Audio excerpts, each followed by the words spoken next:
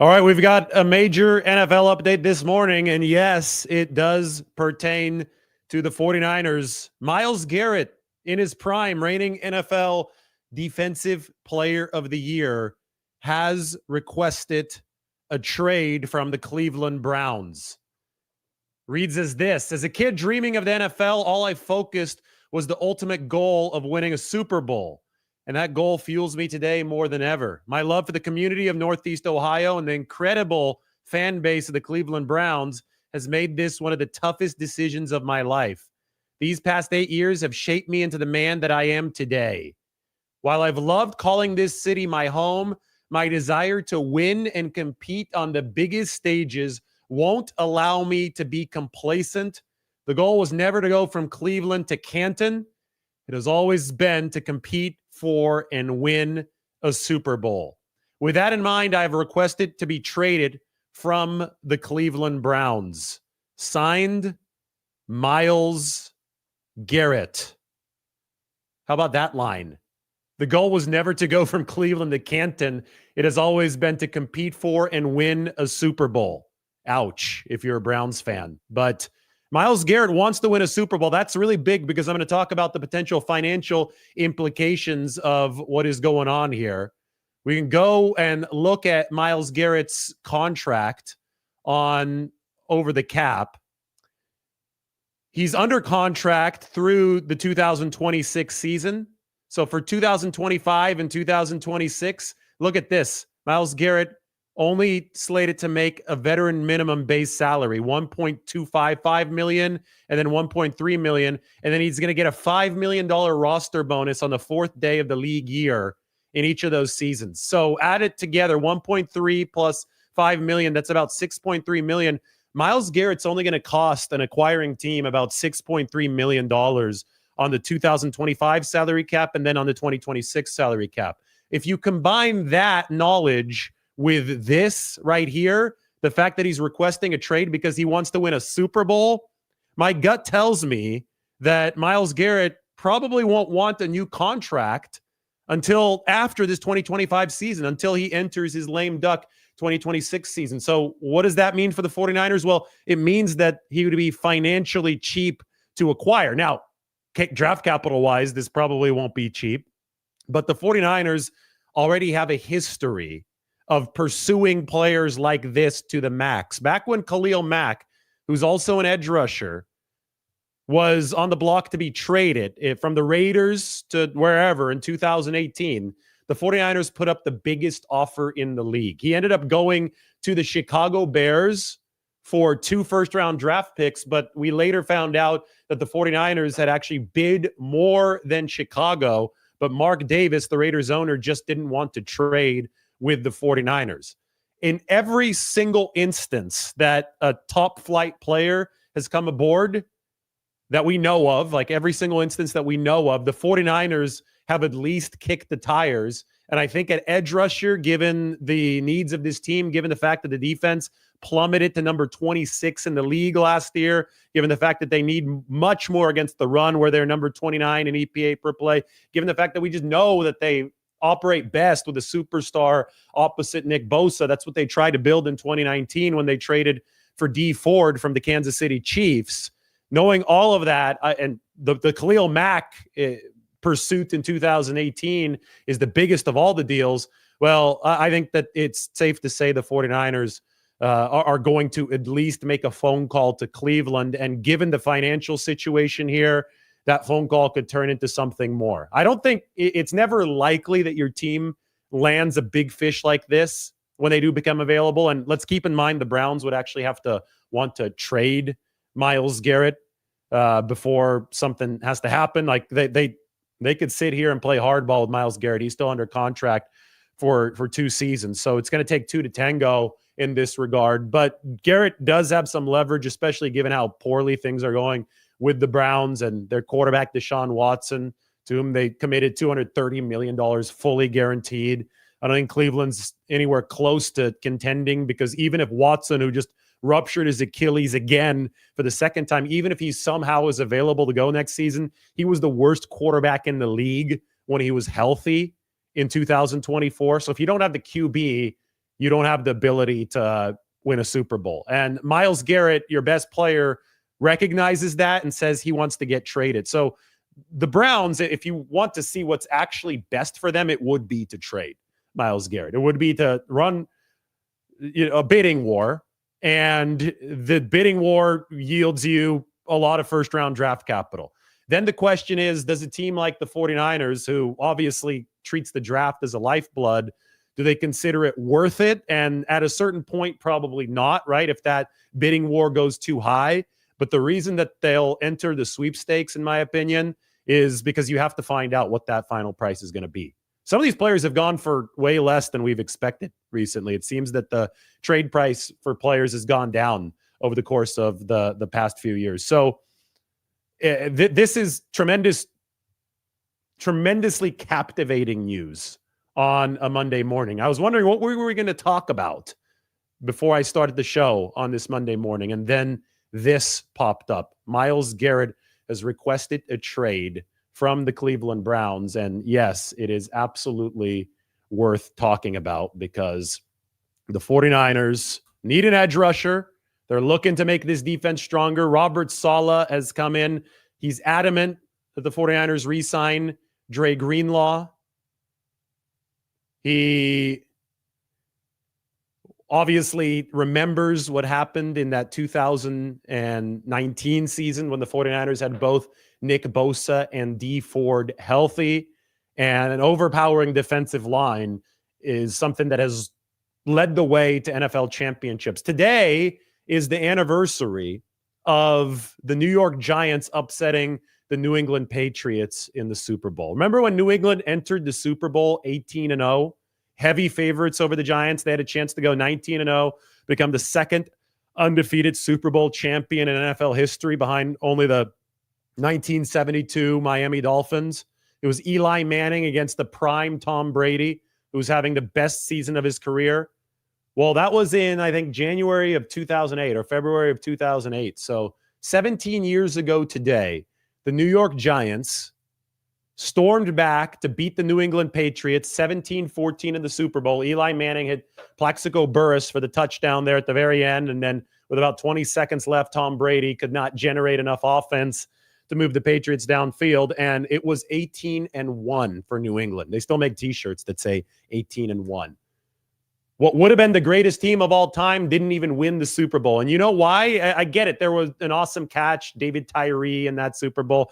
Eli Manning was clutch, and then Plaxico Burress was clutch after not really doing anything all game. He scored that winning touchdown. Yes, all of that happened, but the reason that the Giants were in position to make that happen was because their defense held one of the best offenses ever, the 2007 Patriots, to only 14 points.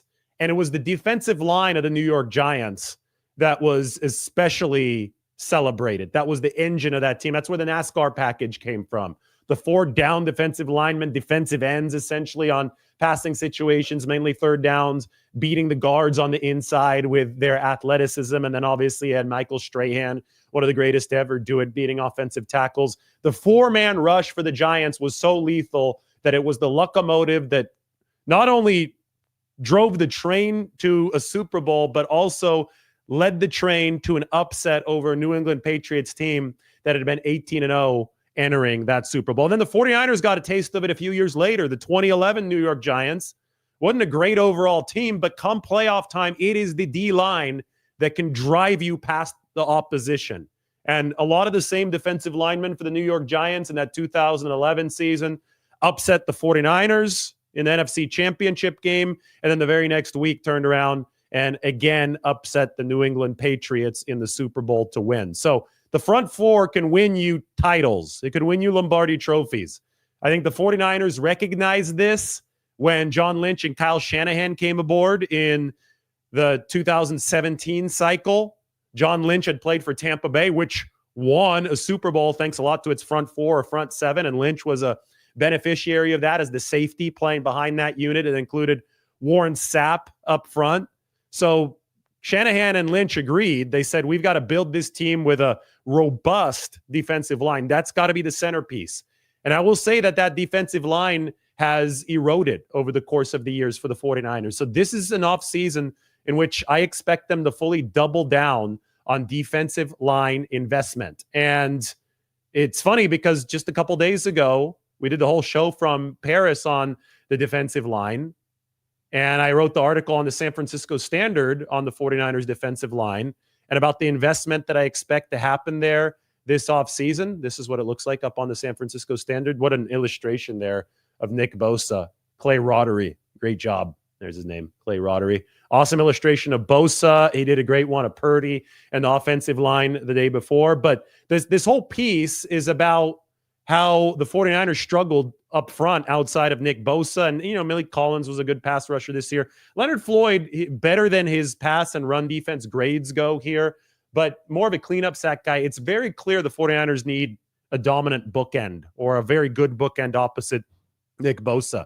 And when you talk about the New York Giants and the NASCAR package and the dominant front four, and then you talk about the 49ers wanting to return to 2019 dominance or even 21 or 22 levels, yes, Myles Garrett would get them to that point and beyond at the edge rushing position, which is why I fully expect them to kick the tires on Myles Garrett in this situation. But, this is not good. There's a lot more red than blue for the 49ers. Nick Bosa talked about the 49ers' performance at the end of the season. He said it was kind of an embarrassment. It doesn't feel good. It's hard to look the guys in their faces as a leader on the team, and that's the product we kept putting out there game after game. It was a collapse at the end of the season, one that I think necessitates the 49ers to take some real action this offseason. And they can through the draft. We've been talking about Mike Green for the better part of the last week, the edge rusher out of Marshall, who led the college football world with 17 sacks this past season and had that big pancake steamroll play in the practices of the Super Bowl against the projected first-round offensive tackle. And it does seem to be a good draft class when it comes to defensive linemen, especially defensive tackles. And I think the 49ers are going to have to address that as well. But if there is kind of a holy grail position that we talk about in the context of the 49ers defense, it is the bookending edge rusher to Nick Bosa. Because then you start to talk about geometry, you start to talk about the math of double teams. And when you do that, then it just doesn't make sense for opposing offenses trying to block the 49ers to double team Nick Bosa if San Francisco does have a really, really legitimate win rate guy on the opposite side. I think Leonard Floyd is a very valuable player to have on a football team. But Leonard Floyd is a little different, right? He's probably 240 pounds dripping wet. He's not going to be the biggest guy out there. He has an insanely high motor, savvy player.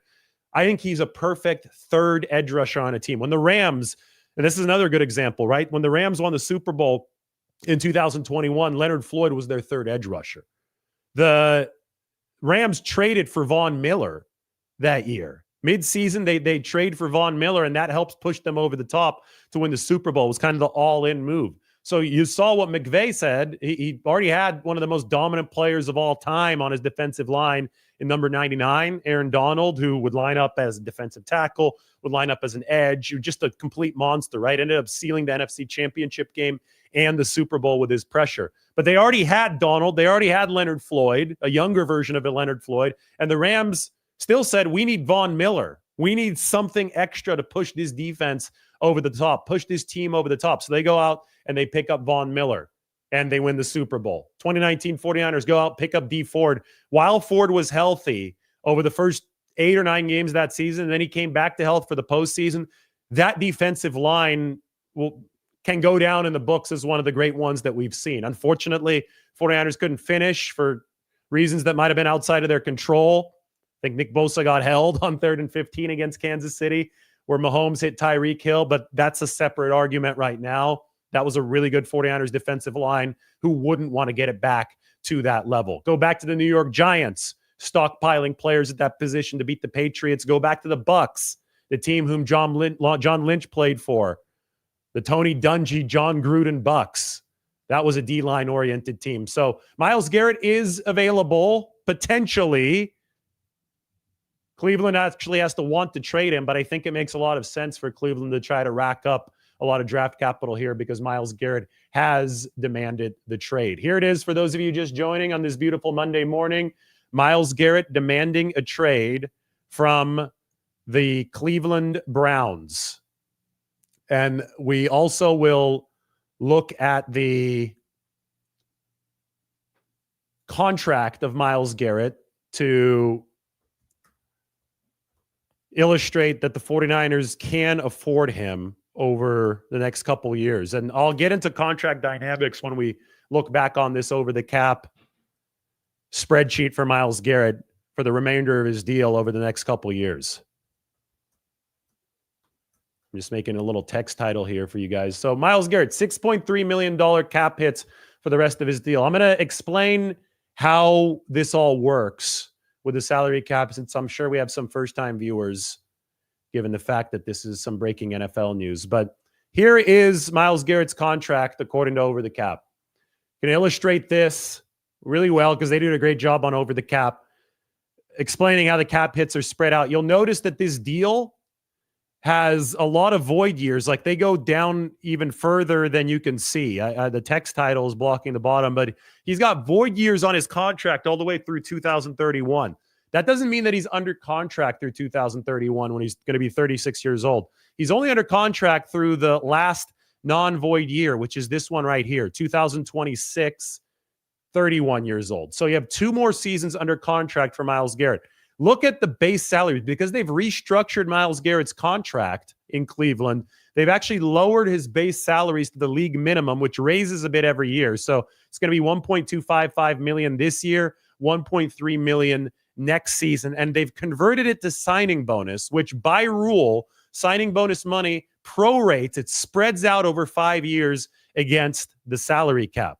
So they've managed to push Myles Garrett's cap hits or spread them like an accordion into the future. That's something that has helped the Cleveland Browns cap situation in the near term, something they've needed to help the cap situation in the near term because they've paid Deshaun Watson one of the worst contracts, the worst contract in NFL history. I don't think there's a question. Deshaun Watson's contract is the worst deal in NFL history. It's $230 million fully guaranteed. There's no other quarterback over $150 million fully guaranteed. And Watson played as the worst QB in the league this past season. He has since torn his Achilles not once, but twice. The second time happened during rehab. So we can safely say that the Browns gave out the worst contract in NFL history to Deshaun Watson, necessitating a push of cap space or a push of cap hits into the future to create cap space now. So you've created this deal with Myles Garrett where you've pushed a ton of hits into the future by converting base salary into signing bonus. The signing bonus hits are in this column right here. And then there's other bonus hits. There's a $5 million roster bonus that's going to hit on the 4th day of new league year. That's going to be in March in 2025. And another $5 million will hit in 2026. So for the Browns, Myles Garrett has a $19.7 million cap hit in 2025 and a $20.38 million cap hit in 2026. And then they've got $40 million. They've got all of this proration money that is voided out into the future. It's going to accelerate and hit the cap if his contract is voided after 2027, and they would have to pay $41 million all at once. All the money that the Browns have stiff-armed into the future, they're going to have to pay at some point. There's no way you can hide from you can run from the cap, but you can't hide. Ultimately, the salary cap hits everything that you pay a player. You're going to have to pay on the salary cap. An acquiring team, though, would only have to pay Myles Garrett the base salary plus the $5 million roster bonus in both of the next 2 seasons. So say that he was traded right now to the 49ers. They would owe Myles Garrett $1.255 million of base salary, and then they would owe him $5 million of roster bonus money. So 1.255, we'll call it 1.3 plus 5 equals 6.3 million. That would be the acquiring team's cap hit. The next season, 1.3 million base salary plus 5 million, 6.3 million. Now, typically when a superstar player enters or is approaching the final year of his contract, he's going to want a new contract. He doesn't want to play on what we call a lame duck deal. So at that point, I think Myles Garrett would definitely want a new contract. In many cases, a player who is traded at this point of his deal, especially if it's the reigning defensive player of the year, might want a new contract right after being traded. But, and this is the big but here, and I'm not 100% sure where Myles Garrett's headspace is at, But if this is an accurate indicator of his headspace, if the goal is to compete and win a Super Bowl, that suggests that Myles Garrett might be flexible with a potential new team as far as how this contract works. He might say, hey, I know that this is extremely beneficial for you, the contract that I have right now, since it's only going to cost you $6.3 million on the cap, which is like peanuts for a player of my caliber, and I want to win a Super Bowl. In the case of the 49ers, it'd be, I know you have to pay Brock Purdy, I know you have to do all this other stuff. Why don't I play on my existing contract, and then we can renegotiate, or you can even release me or trade me after this season? That's how I would envision Myles Garrett helping facilitate this. Because remember, any team that acquires him, the Browns are going to have to be willing to trade him. And if they're going to be willing to trade him, since they do have him under contract, they're going to want a lot in return. So if a team has to pay a lot to acquire Myles Garrett in terms of draft capital or player capital or whatever they send Cleveland's way, then they're going to want the cap benefits. A great example is when the 49ers traded for Christian McCaffrey. That's a great example of the 49ers' aggressiveness. But the Carolina Panthers had restructured Christian McCaffrey's contract. We could get back to this. Let's go back to Myles Garrett's contract. So what had happened with McCaffrey is that the Panthers, just a few months before trading him to the 49ers, had restructured his contract to look a lot like this. It was veteran minimum base salary. I just got a text. How do we get Myles is the text. I'm not going to tell you who it's from, but it's from somebody affiliated with the 49ers. But funny text right now. Everybody's interested in Myles Garrett. I will guarantee you that the 49ers are interested in Myles Garrett, because I rely on what people are saying, but also on past behavior. And this is a situation where the 49ers are absolutely interested. And hey, the Christian McCaffrey deal that I'm talking about right now is an example of the aggressiveness that the 49ers have taken, a big swing that the 49ers have taken that has yielded great results for them.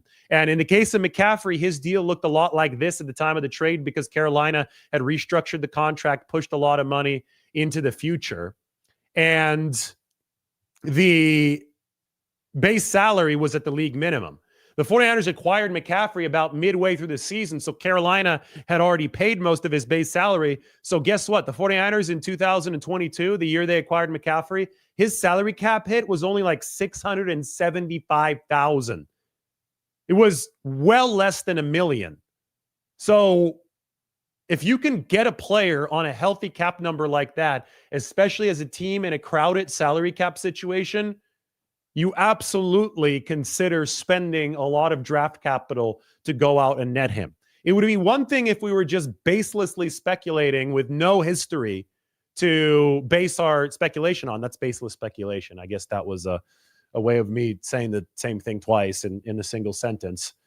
Sorry that I'm not sorry for that. But if we were just baselessly speculating, then that would be garbage, right? That would be, just off-season talk. That's what we hear from so many people talking about the NFL in the off-season. They don't have anything substantive to talk about, so they just throw out rumors. Myles Garrett has demanded a trade, and one of the teams that has been the most aggressive in the whole league as far as pursuing players in these types of situations, whether it be Khalil Mack in 2018, Christian McCaffrey in 2022, hell, even Aaron Rodgers in 2021, the 49ers kicked the tires on him, talking with the Green Bay Packers. So a team like the 49ers, who has been the most aggressive in the league since Kyle Shanahan and John Lynch took over, at the position that they value the most, edge rusher, I think that we've got substance here. This is something that the 49ers are interested in. Anyway, Myles Garrett has requested a trade. Maybe we go to some questions. We'll definitely be talking about this for a while. I also want to talk about the 49ers salary cap situation. Why don't we get that open right now? 49ers 2025 salary cap. There it is. Because this is the financial cheat sheet. So you can understand how San Francisco can fit this into their salary cap structure. And we have to operate with this for everything that the 49ers do this offseason. I mean, I've written so much about Brock Purdy and his contract, and maybe we should go here. By the way, while we're here, this was the great Nick Bosa illustration. Go to my page on the San Francisco Standard, and you should absolutely go check out the Standard. This is where we have all of this extremely detailed 49ers coverage. Fixing Brock Purdy's offensive line. That's another hell of an illustration by Clay. He's doing a great job. I want to go to the Brock Purdy contract numbers, though. This one is interesting because we talk about staggered contract structure, pushing money into the future, surfing the wave of the rising salary cap. The 49ers strategy with Purdy reflects the way that most NFL contracts are being built, especially the ones that the 49ers like to construct themselves or inherit. I propose a contract right here that is worth $61 million annually for Brock Purdy, that would have a cap hit of only $15.1 million in 2025, only $23.2 million in 2026, only $29.3 million in 2027. It would then increase to nearly $80 million in 2028, but it's non-guaranteed money, so the 49ers could restructure it and push that cap hit back down. They could constantly be running from the salary cap. You may not be able to hide, but you can run indefinitely as long as the salary cap keeps on rising. So this is the staggered accordion structure that I talk about. You can see the blue, the green, and the teal. You can see the signing bonuses stretched out over those 5-year periods. That is the same kind of idea that the Cleveland Browns had with Myles Garrett, except that if the 49ers acquired a Myles Garrett deal that looked like this, they wouldn't be responsible for anything in the blue. They wouldn't be responsible for anything in the green. They wouldn't be responsible for anything in the teal. They'd only be responsible for the yellow right here, the $1.3 million. Plus the $5 million roster bonus, which obviously is part of Myles Garrett's deal, but not part of this proposed Brock Purdy deal. So it'd only be those $6.3 million. So when we look at it in terms of the 49ers' larger salary cap spreadsheet, say that here, this is 2025 room. I got $46.3 million of room estimated. We don't know the size of the exact salary cap yet, so I'm running on estimations. But Brock Purdy's cap hit currently before new contract is $5.1 million. If the 49ers do extend him on a deal that looks like the one that I proposed, we can raise $5.1 million to $15.1 million. That leaves them with $36 million in salary cap space. Obviously, they have more players to fill. The only 40 players right now in the 53-man roster, according to my roster counter here. But why don't we include Myles Garrett? He's going to be in red down here. Myles Garrett, trade for him. That's going to be 6.3. Assuming he doesn't want a new deal. Boom. 49ers still have $30 million of salary cap space left. Then you're going to have to fill in we got 41 players in the 53. So about 10 to 12 more spots would need to be filled in with that $30 million. And you're still looking to carry over as much left over into 2026 as is possible. But financially, with the existing deal that Myles Garrett has, the 49ers are in a competent spot. Now, again, this is going to come down to the Browns and their willingness to trade Myles Garrett. They might play hardball for a while, and then it will come down to what is a team willing to spend. And everybody gets all excited about these trade possibilities, and they think, okay, well, a team can just send as many draft picks as they want. They see the 49ers trading all those draft picks for Christian McCaffrey, and they feel, do it because Myles Garrett is a sure thing, and there's a lot of truth to that sentiment. But you also have to remember that building a roster like this and keeping it financially sustainable, especially if Brock Purdy's numbers are going to go up and up and up, you've got to make sure that the draft classes are as robust as possible. I'll give you a crazy illustration right now. The 49ers have a 10-player draft class projected for the 2025 cycle. Those 10 players are expected to cost $13.4 million combined in 2025 on the salary cap. All 10 for $13.4 million. Somebody like Chase Young, when he signed with the Saints for one season, cost New Orleans $13 million by himself. So the reason why the Saints are in cap hell and the 49ers aren't, despite having all of these quality players, A-list players, is because the 49ers have successfully ridden the wave of the salary cap, and the lifeblood of doing so is the NFL draft, where you're getting players at a cost-efficient level. You're paying only $13 million for 10 players instead of $13 million for one. So when you start giving up big time draft capital for somebody like Christian McCaffrey or somebody like Myles Garrett, you really have to ask yourself, is this absolutely going to be worth it? Because you're giving up those cost controlled picks that keep you out of cap hell and keep things sustainable in the long run. I would argue that in the case of Myles Garrett, a very high price will be worth it. He's 29 years old. He is in his prime. He's a future Hall of Famer. He's already guaranteed to make the trip from Cleveland to Canton. That can't happen until 5 years after he retires. But right now he wants to win a Super Bowl. It's evident that the Browns are not going to give him a good chance at winning the Super Bowl.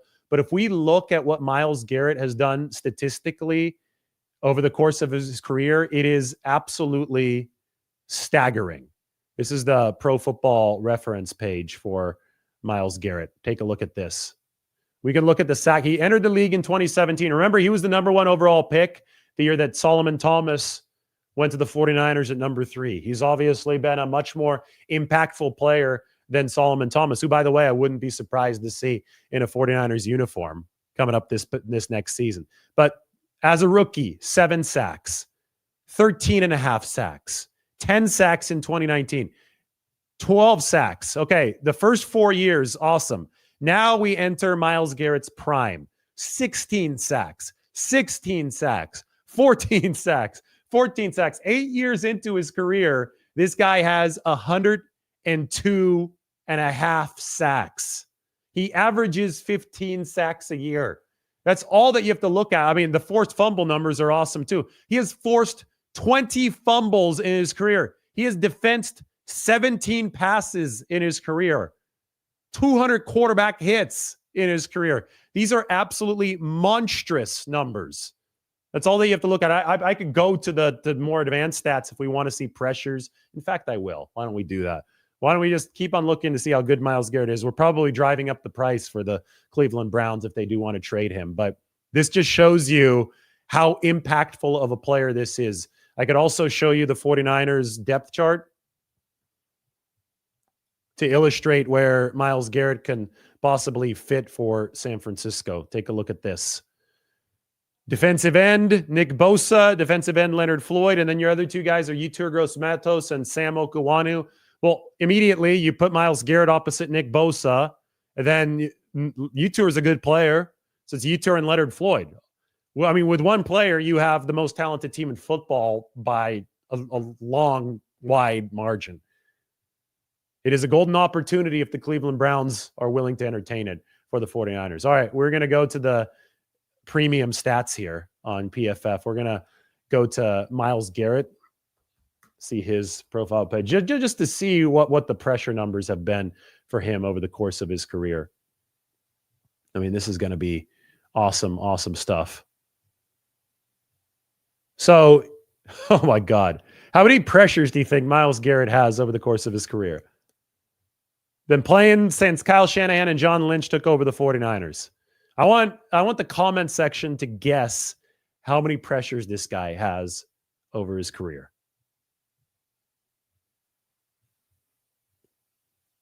Somebody said 45. Guys, over his career. He's got 102 sacks over his career. Guess how many pressures he has over his career. He has 200 quarterback hits. He has 102 and a half sacks. Let's see some guesses as to how many pressures this guy has. It is a wild, wild amount. Now, don't put 1,500. Some people are just going way above and beyond. It doesn't make it fun anymore. He has 539 pressures. You realize how many pressures that is? 539 pressures, 200 quarterback hits.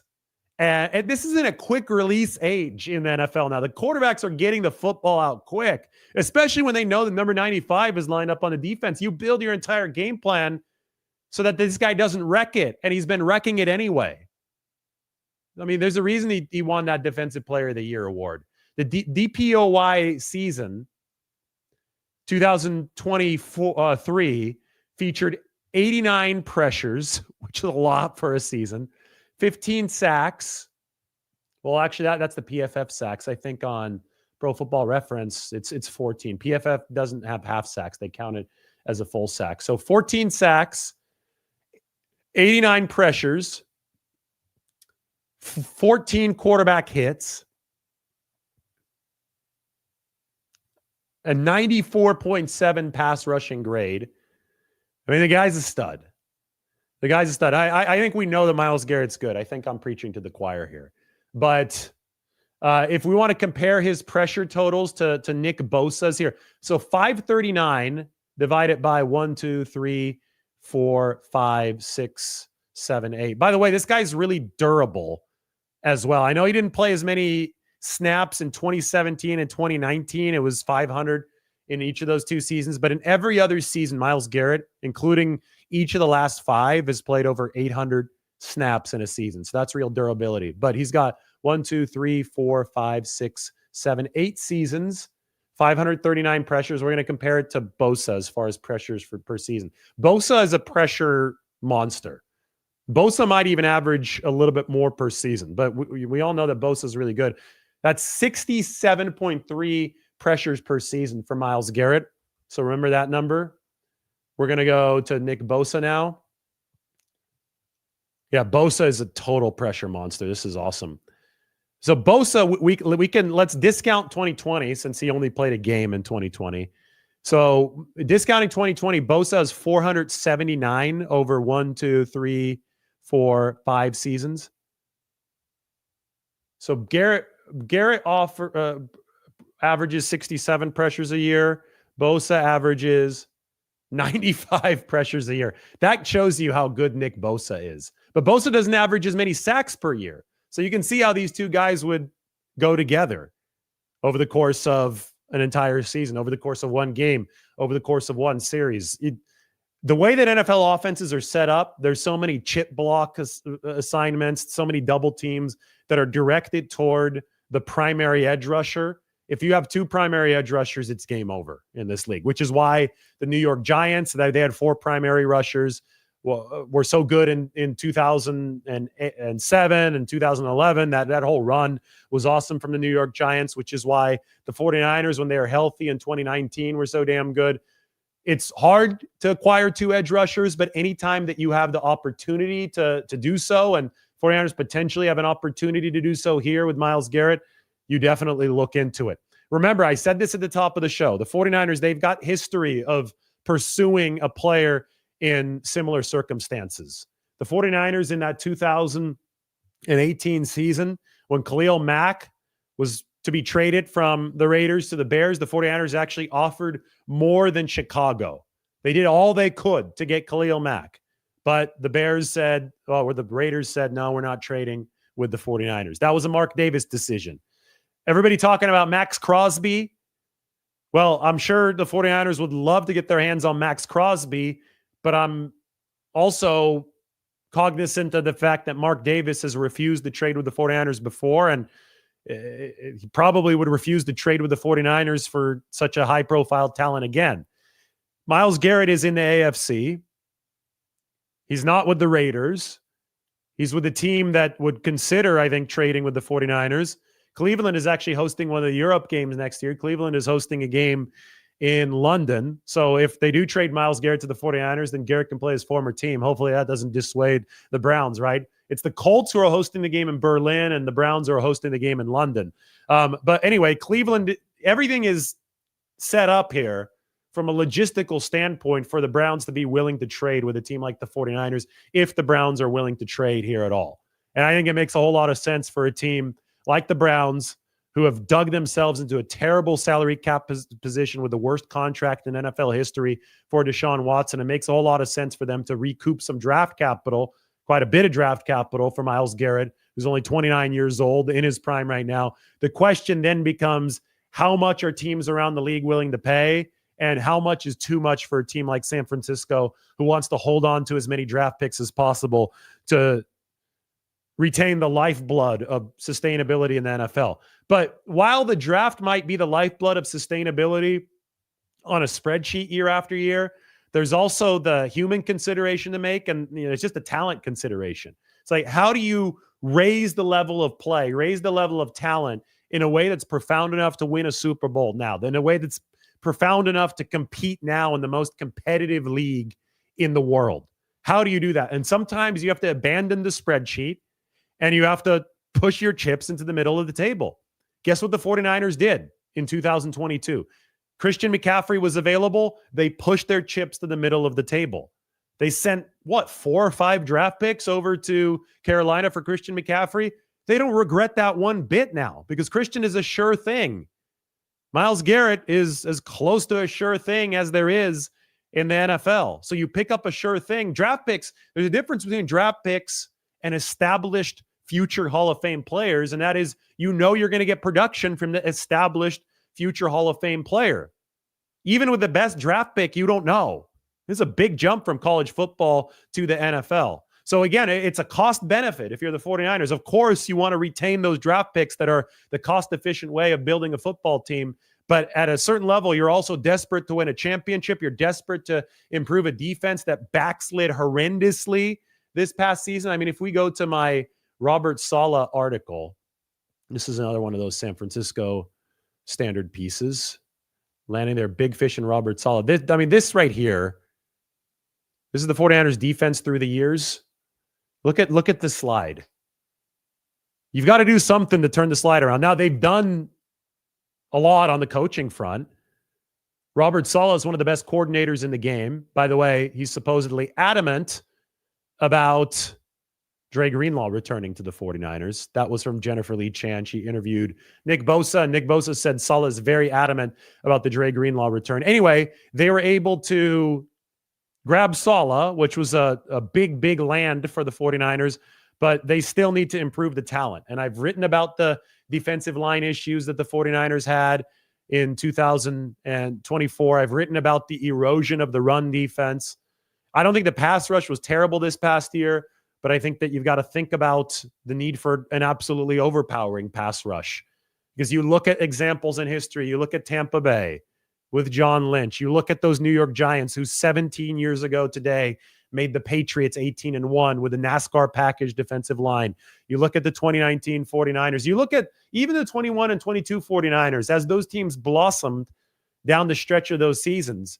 The pass rush also blossomed. I mean, that was directly correlated to the 49ers making those runs. And, pass rush is based on run defense. Run defense, of course, is largely based on how you're playing up front. There's many more variables that go into it, but things have eroded for the 49ers. There's a heck of a lot of red toward the end of these years, and that red isn't good, right? If you're San Francisco, I'm going to zoom in a little bit more, make this a little bit bigger for you guys. Oh, that's awesome. There we go. That takes up more of the screen. If you're San Francisco, you've got to reverse the red here. You got to get this back into the blue if you're the 49ers. And, the way you do it is you bring in one of the best coordinators in football, and then you also add talent at a level that exceeds what the opposition is doing. So, odds for Myles Garrett's next team. Bovada already has odds for Myles Garrett's next team. Let me get this up on the screen. And they're good teams on this list. So I don't see why the 49ers would not be throwing their names into the ring. Like Myles Garrett wants to go to a good team. I don't think a trade is going to happen to a bad team in this situation. So let's get this up here. This is just on social media. The Bills and the Eagles are favorites. And the Eagles, this is a team that's rebuilt their defensive line with young guys. And they're considered favorites to get Myles Garrett. Like, I think the 49ers should actually follow a lot of the Eagles' blueprint. I was saying this before Myles Garrett potentially became available. Look, the Chargers and Jim Harbaugh on there. The Ravens are on there. But between the Bills, the Chargers, and the Ravens, those are all AFC teams. And the Browns are an AFC team.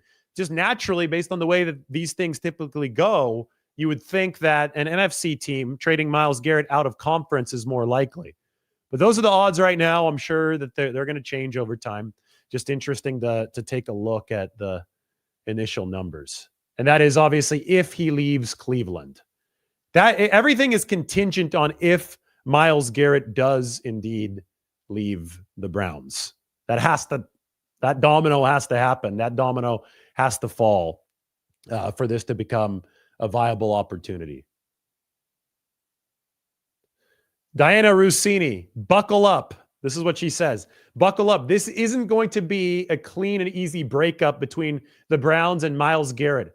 As one NFL executive put it, it's going to be a wild few weeks. A wild few weeks.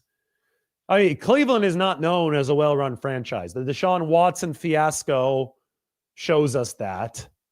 They don't have a lot of leverage right now because, again, there's a reason why Myles Garrett has issued these words, and these are scathing words toward a franchise.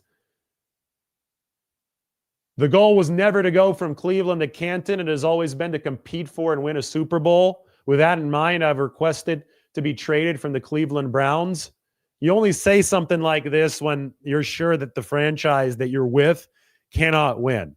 And unfortunately for the Browns, they've got their best player putting this in writing, putting this in a statement that he gave to Ian Rappaport. You have him saying this after you've awarded a quarterback the worst contract in NFL history. You have a tortured history as the Cleveland Browns, right? Where you really haven't come close to winning anything on the highest level. And you're not financially set up or set up with your roster to do anything or change that at any time soon. So bad leadership has gotten the Browns to this current juncture. Bad leadership might continue. Bad leadership would make this breakup exceedingly difficult. I think that decent leadership here would realize this is an opportunity to reset, get a lot of draft capital, find a way to dig yourself out of the hole that you dug and buried yourself in when you decided to pay Deshaun Watson a contract that did not have precedent in the NFL. I mean, to give you guys an idea of how bad this Deshaun Watson contract was, we can go back to the Brock Purdy contract analysis, the contract projection. Here it is. So this is why the Browns are in this situation to begin with. Top quarterback contracts, by fully guaranteed money. I'm going to highlight it so you guys know what to read. So I'm not going to highlight Watson's name yet. Well, we'll highlight Watson's name and nobody else's so you could really get an idea of how incompetent the Browns have been. So typically you have every new contract of a competent and good quarterback exceed the ones before it. That's just kind of how the market has grown. So you could see everything here from number 5 to number 2 is clustered together. Justin Herbert at $133.7 million in fully guaranteed money. Lamar Jackson at $135 million fully guaranteed. Trevor Lawrence, $142 million fully guaranteed. Joe Burrow, $146.5 million fully guaranteed. I mean, everything ranges here, within a 10% range, right? Between 133.7 and 146.5 million. A couple of years ago, when the Browns traded for Deshaun Watson and they were bidding against themselves, there really was no contract competition there. They traded for the guy. They had his rights.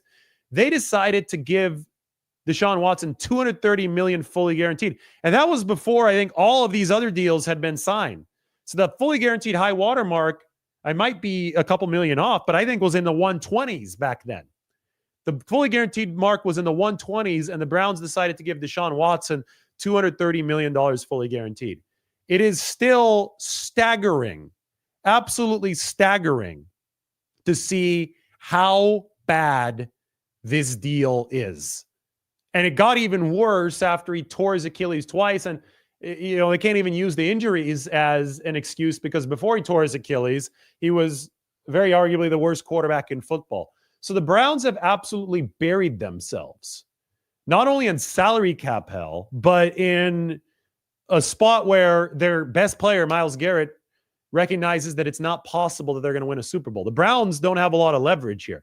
And if they're rational actors, which they haven't been over the history of their franchise, but if they're rational actors, they would want to unbury themselves and they'd want to rack up as many draft picks as possible. They see a player in his prime, Myles Garrett, on a deal that's going to recoup as much draft capital as possible, they would oblige this trade request. They would be realistic and say, yeah, we're not going to win in 2025. We're probably not going to win in 2026.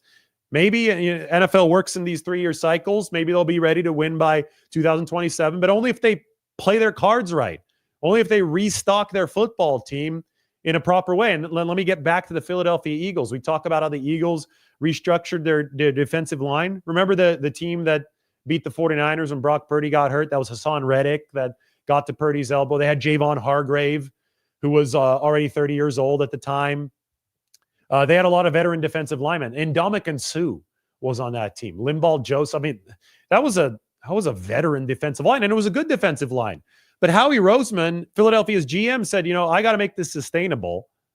I can't be, going out there with a defensive line of 30-plus-year-olds for the next few years. So that they didn't re-sign Javon Hargrave. The 49ers did. Obviously, Hassan Reddick eventually got traded, and then the contract dispute continued after he was traded to the New York Jets. It was a good decision for the Eagles to get rid of him, as we see. And they rebuilt that entire defensive line. Jalen Carter, Nolan Smith, young guys. It seems they just went to Athens, Georgia. They went to Georgia and said, hey, these guys dominated college football. Why don't we just take that defensive line and put them in Eagles uniforms? And I think the plan has actually been good, and it's been cost efficient. So when I saw the Eagles at the top of the list for the sweepstakes here to get Myles Garrett, if the Browns do decide to trade him, I thought, well, the Eagles, that they're going cost efficient on the defensive line. They're still favored or one of the favorites to grab Myles Garrett, a veteran who, by the way, wouldn't cost a whole lot, but would cost draft capital, wouldn't cost a whole lot of cap money, $6.3 million of cap hits for the next 2 years. If the Eagles are at the top of that list, the 49ers, who should be rebuilding their line like the Eagles, and I think we're going to see that, they've already committed to releasing Javon Hargrave on the post-June 1st designation. 49ers should also be interested. It just makes sense. Premium talent becomes available. You grab premium talent. The 49ers are guilty of making one of the most regrettable edge rushing trades in NFL history. In the early 1990s, they traded Charles Haley to the Dallas Cowboys. The difference between the 49ers in 1992, when they traded Charles Haley, and the Browns right now, is that the Browns are not contenders. They will not be contenders anytime soon. And the 49ers were on the cusp of winning a Super Bowl in 1992, but losing Charles Haley to the Cowboys ensured that Dallas would win the next 2 Super Bowls instead of them.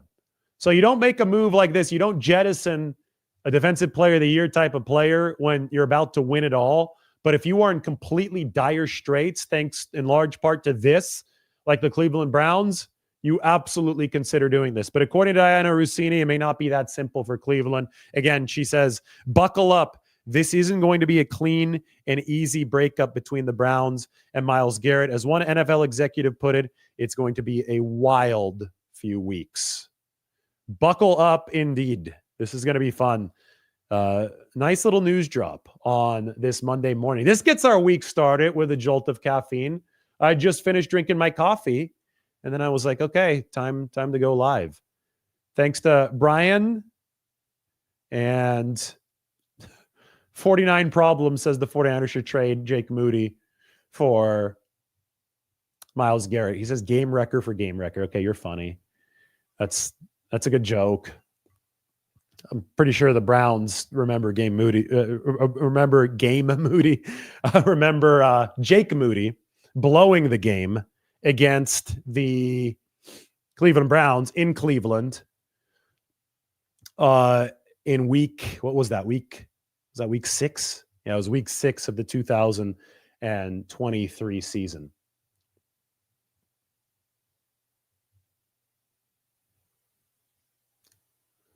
I'm ready to answer some questions. Somebody says, I think Brandon Ayuk's career is over. I highly disagree. He was already shooting hoops and jumping around in the locker room last year, like late last season, coming off the torn ACL. Athleticism still going to be there for Brandon Ayuk. ACL tears aren't what they used to be as far as career enders. The Achilles is the old ACL, and even the Achilles recovery is getting a lot better. I think Dre Greenlaw was a good example of that for the 49ers. I mean, he was explosive as hell when he returned in December against the Los Angeles Rams. Just wasn't quite ready to absorb the soreness of an NFL game yet, so he only played 34 snaps last year. Why would some are saying Brock's deal is going to be a 2 or 3 year deal? Why would the 49ers agree to a 2 or 3 year deal? Why would you say, oh, I want less team control than the norm for a really good quarterback? That would actually be favorable to Brock Purdy to have a shorter deal. I think people need to understand that NFL deals have zero fully guaranteed money beyond year 3, unless it's Deshaun Watson's deal. And that was the worst contract of all time. But essentially every single NFL deal, big deal, has guaranteed money only through 2 years. And then that third year, well, Nick Bosa has guaranteed money on the third year. I think QB contracts now have third year guaranteed money. So Purdy's might have on the third year. Why as a team would you give 3 years of guaranteed money and only gain 3 years of team control?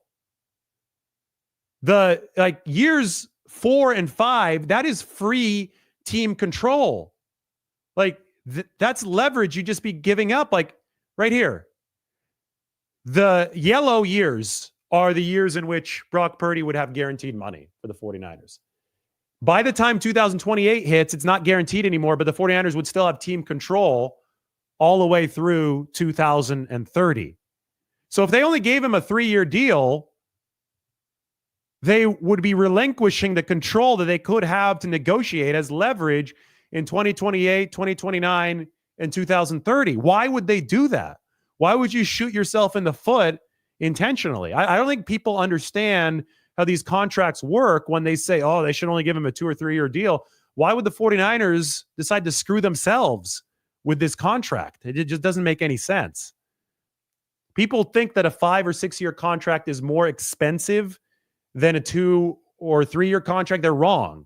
A 5 or 6 year contract is actually cheaper than a 2 or 3 year contract. You want that leverage as a football team.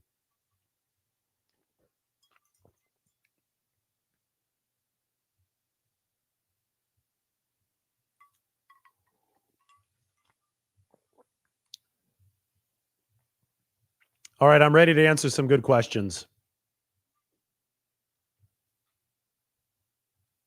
Go for Broke says, give Purdy a 10-year deal. That's what Kansas City did for Patrick Mahomes. You didn't see Kansas City saying, oh, let's give Patrick Mahomes a 2 or 3 year deal. And that's one of the best value. That's the best value deal in football. They signed Mahomes for a deal worth $45 million annually for 10 years. You see where the quarterback market's gone. It's like at $60 million per year.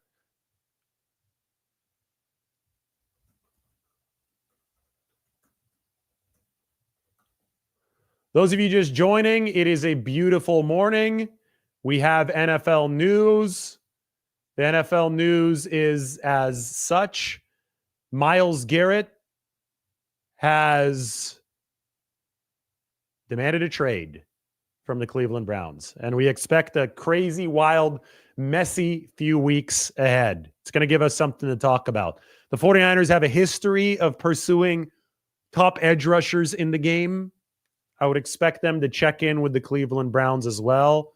It seems to be a dream fit for the 49ers.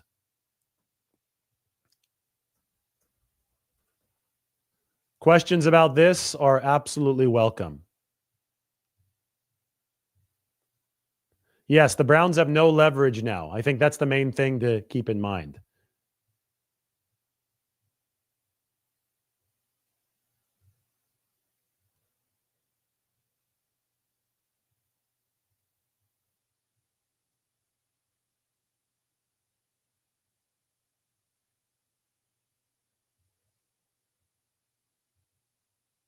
Would Garrett be worth the 11th? I absolutely think he would be worth the 11th. I think you're going to have to trade more for Myles Garrett. When the Raiders traded Khalil Mack away to the Bears, I think it was 2 first-round picks.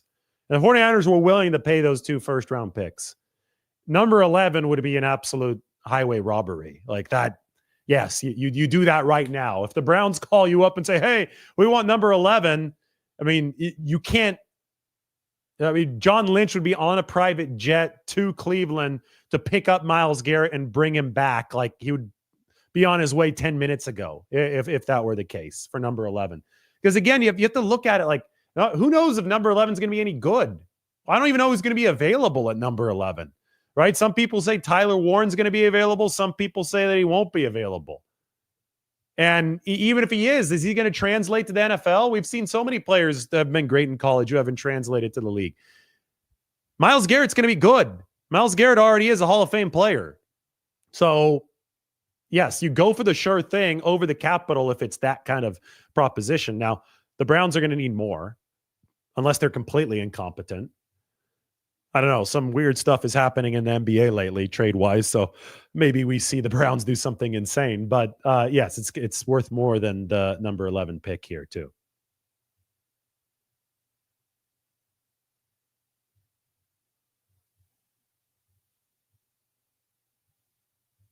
I don't know if Garrett has a no trade clause, but I am almost certain that he would say yes to a trade to the 49ers. That the 49ers are unquestionably a roster that's well built to contend.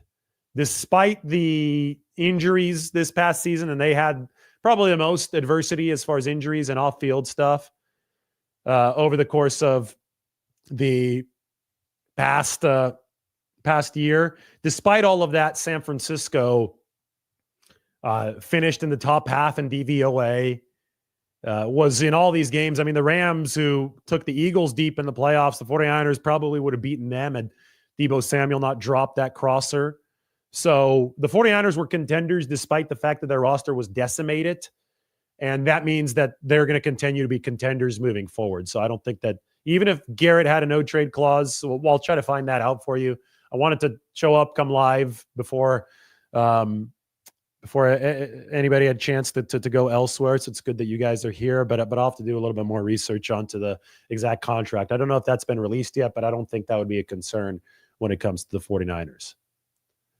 What is the 49ers' biggest need? They got to restock the defensive line. I think for the long term, they've got to figure out the interior offensive line, center. Jake Brendel, somebody sent me an email the other day. I thought it was a cool email. He said, you should mention that Jake Brendel won the Bob McKittrick Award, which he did. Which goes to the offensive lineman who displays the most courage and leadership over the course of the year. I do think that I need to mention a little bit more often that Jake Brendel fought through the knee tendonitis this past year. The play did regress for Jake Brendel. Yes, I get it. Yes, the 49ers need to make sure that center is a position of priority in the future since it's so important in the context of what Brock Purdy is doing. He's identifying the protections the center is. He's taken a lot out of off the quarterback's plate. But we can't sit there and we can acknowledge that. We can acknowledge that Brendel hadn't been as good lately as he was in 2022. We also say he impressed the 49ers by fighting through what he did in the 2024 season. And he did win that award, the McKittrick Award, which is one of the most cherished awards, end of season awards for the 49ers. But I do think interior offensive line is a need. I do think that they need to get healthy as far as the skill position weapons go, because they ranked last in average separation at the time of catch last year, like dead last. This is not going to cut it.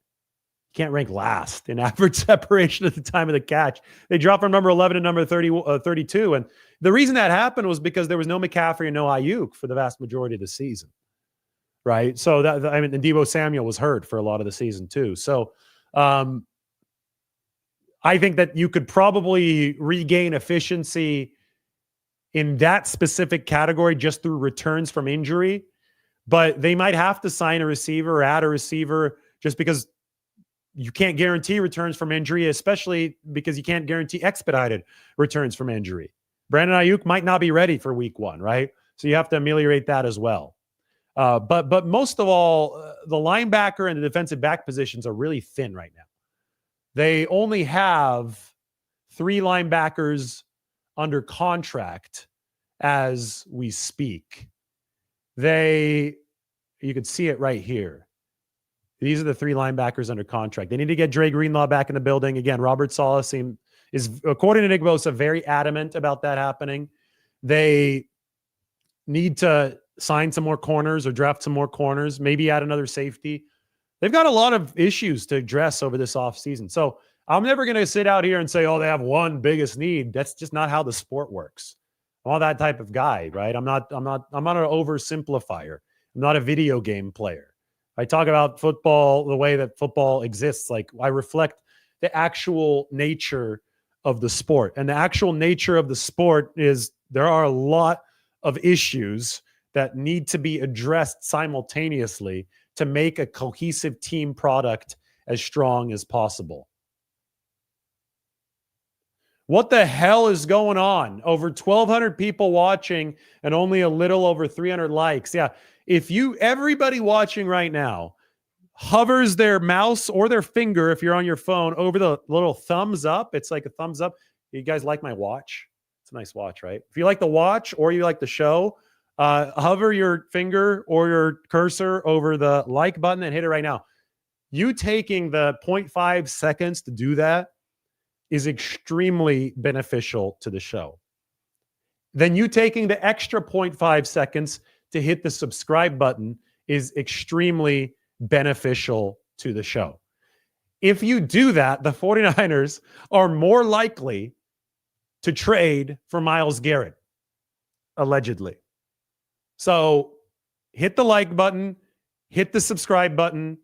If you don't hit the like and subscribe button, then you do not believe that Myles Garrett and Nick Bosa combined would be good for the 49ers. And I wouldn't want you to think that's the case. Hit like and subscribe right now. Now it's getting real in the comment section. Everybody's going crazy. Well, what are we at sub-wise, Mike? We're already the most viewed 49ers channel by far on the internet. Like, we're absolutely crushing everybody else, which is neat. And that's thanks to you guys. You guys are all part of that. So thanks for watching. And then we definitely have the most real subscribers out of any 49ers channel, which has been awesome. But what really matters is the views. And we're getting a lot more people watching than anywhere else. So I really, really do appreciate that. Give it the like and give the subscribe button. And yes, don't hit the unsubscribe button. That wouldn't be good. Only if you haven't subbed, hit that button.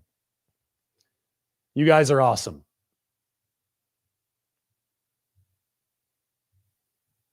Will the 49ers trade Kyle Juszczyk? I don't think so. I mean, Kyle Juszczyk is the best in the game at what he does.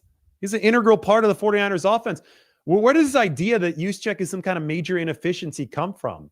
He's only being paid a couple million per season. He already took a pay cut last year. What do people want? He's one of the good guys in the whole league. Kyle Juszczyk, on a play-in, play-out basis, delivers what the 49ers need. I mean, in the blocking perspective, I think that's probably why a lot of people say he doesn't get the ball that much. Unfortunately, yes, he did fumble in the snow in Buffalo. That was a damaging play. Breaking news. The 49ers weren't going to win that game anyway. They weren't going to go to the playoffs anyway. This season, the wheels came off this season. But Juszczyk is a really good player. He's a really valuable player. And this obsession with wanting to get Juszczyk off of the football team doesn't make any sense. He's obviously underpaid for what he does. Yes. And Tyler Warren and Juszczyk are not the same player. Tyler Warren is 6'6", 260 pounds. Tyler Warren is built like an actual tight end that's going to go out and run a lot of routes. Yes, he can block. Juszczyk, you got to realize the glory of Juszczyk lies in the fact that he's got a lower center of gravity. He's what, 6'2"? Probably 6'1", 6'2". I think he's 6'2". He's not 6'4", 6'5", or 6'6". So he executes different types of blocks from the lower center of gravity than a standard tight end. So you like the differing body types to execute different types of blocks. You're not just going to go replace Tyler Warren or replace Kyle Juszczyk, I think, with Tyler Warren. If you do that, then you're going to have to run a different set of plays as the 49ers. Juszczyk, I always remember, I've told this story a lot, but I'll say it again. Week 2, 2019, 49ers are playing in Cincinnati against the Bengals. And I saw Kyle Juszczyk make it was against an edge rusher. I saw him make one of the most impressive blocks that I've ever seen a back make. Carlos Dunlap, a really good edge rusher, especially at the time. was unblocked on one side of the formation. 49ers ran play action, left Dunlap unblocked by alignment intentionally so that Kyle Juszczyk could cut across the backfield and take out Carlos Dunlap. And it set up a Jimmy Garoppolo touchdown pass to, I believe, Marquise Goodwin, either Marquise Goodwin or Raheem Mostert. That's a couple blasts from the past. And Juszczyk made that block. I mean, you're talking, what, 230, 240-pound fullback against an edge, like a monster edge rusher, and Carlos Dunlap, 260, 270. The guy that offensive tackles struggle with, and Kyle Juszczyk on the move, had to cover the space and make the block. Those are the types of plays that the casuals don't see, that the casuals can't possibly comprehend. They just like sit there and they say, oh, I'm playing Madden, I'm going to throw it to Juszczyk. His speed rating is not as good as Brandon Ayuk, so why should I have Juszczyk on the team? Why don't I just get another fast receiver that can't catch the ball? Because in the video game, I could set the mode to easy or rookie mode or what do they call it, and he'll catch it and he'll run by everybody. That's not how real football works, though. You've got to have actual guys who can block, who can execute the difficult nitty-gritty stuff that most people don't notice. And that's what Kyle Juszczyk is doing for the 49ers.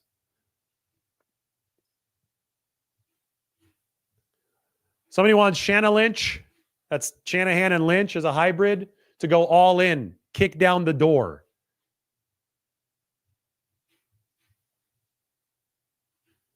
This is a really nice comment. Lombardi herself will be really happy with this one. You loved London? We did London last year. Maybe we could do London again this offseason. More 49ers content from London. We did Paris last week. We got a cool destination next week, and we're going to do the Super Bowl up from the Sierra Nevada, where I heard it's going to be snowing a lot. I hope that the snow stretches further south from Tahoe. I hope it hits Huntington Lake and Shaver Lake. I know it's a Pineapple Express, so it's going to be warmer rain when it hits the Bay Area, but I'm hoping for it to cool off once it hits. And I think it's going to hit like today or tomorrow, right? It's going to be raining / snowing in California over the course of the next 4 or 5 days. We don't get until Saturday.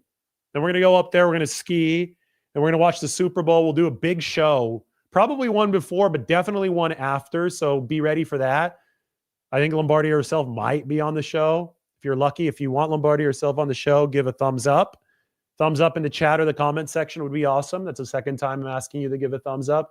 And then after the Super Bowl, we'll go to the Bay Area and we'll be off to somewhere else after that. But a lot of cool spots are coming up next, and it looks like we're going to have a lot to talk about regarding the 49ers.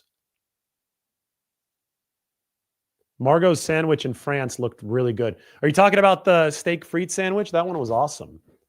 I got to find that. Hold on. I'm going to queue that up. I'm just going to scroll to it. I'm not going to play the whole thing again. Just give me a second, okay? Sala is back. Trust me, I'm not playing the whole thing again. I'm just getting the sandwich up there. We're doing the Paris sandwich tour. Okay, here it is. We're about to get to it. I don't know which sandwich you're talking about. She had this one from the little corner store. This one was really good. This one I think had like truffle. They used the ham in the sandwich was cured with truffle. I kept on taking bites of it. That's a croque madame. That's a standard French sandwich. There's a cordon bleu, another croque madame. This one, this is what you're talking about, right? That's a steak frite sandwich. They asked us, went a little too far. Let me rewind. They asked us with this sandwich if, how we wanted it cooked. When do you go to a sandwich shop where they ask you how you want it cooked? Well, they say, hey, medium rare, medium, well done. Please don't say well done. We said medium rare, and it came out medium rare, and this was one of the best sandwiches I've ever had. This is allegedly, this one right here, not the steak frites. This place, like some people say it's the best sandwich in the world, and it's not. So I'm not going to even share the name of the place. Just don't bother. It was good, but it wasn't the best sandwich in the world. You should instead go and get this one. That's the steak frite sandwich. See, she approves. It was really nice. And then this was dessert. We can go through some more food. Dessert, French onion soup, foie gras, tartare, and then a mix of everything. It's like beef Wellington, but with foie gras in it. It was awesome. It was really solid. The Panini one. Oh, you like the Panini looking one? Yeah, I mean that one was pretty good. But again, that was the one that was supposedly the best in the world. I still think that Deli Board. I had their sweatshirt on the other day. Do I have it here? No. I have the fire department sweatshirt on the ground right here. But the Deli Board sandwich, 7th and Folsom, San Francisco, that's a contender for best sandwich in the world.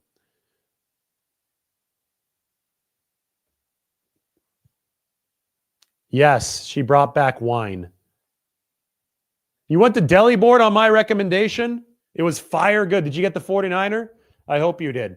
All right, those of you joining right now, the 49ers, yes, I do expect them to be interested in Myles Garrett, the reigning defensive player of the year. The main thing with Myles Garrett is that the 49ers are in obviously a tight salary cap situation, but Myles Garrett is actually only going to cost $6.3 million against the salary cap in 2025 and 2026. Why is that? Well, because the way that the salary cap works and the way that the Browns have restructured his contract has pushed a lot of his cap hit into the future, and he only has a veteran minimum base salary of $1.3 million in 2025 and $1.3 million in 2026. $5 million roster bonus on top of that in both of those seasons, $6.3 million. Yes, the 49ers can afford that. They got $46 million in effective salary cap space as we speak. 46 in cap space, about 36 in effective cap space as we speak, which I think still is enough. It's a question of, do the Browns want to trade him? I expect this to potentially be messy. That's what Diana Rossini said. And if the Browns do decide to trade him, how much is Myles Garrett going to command? How much of the 49ers want to dip into that future draft pick pool? Because, well, you've got to be careful in this league. You definitely have to be careful. Everybody check out the San Francisco Standard. We spent a lot of the time looking at Brock Purdy's contract. Now, if you're going to do something other than like and subscribe, go ahead and also check out the Standard. I'm going to have Mike put the link to the Standard and the defensive line piece. I think the defensive line piece, since we're talking about Myles Garrett and the 49ers, is the perfect one to look at. Mike, I have the link here. I'm going to send this over to you. Mike's going to put that in the description. Everybody go check out the San Francisco Standard. Sign up for that. I think that could be a really good reading for you, especially when we talk about the D-line needing to rebuild. That really fits into the Myles Garrett conversation here. There's a lot of red there. You want more blue. I mean, I'm taking all these analytical looks at what the 49ers need to do. Malik Collins was a nice player for them last year, but they need more on the inside. They need more across this entire defensive line.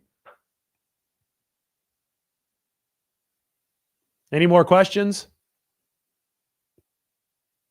How do I figure the cap goes up to $300 million? This is a good question. I could show you some of my process.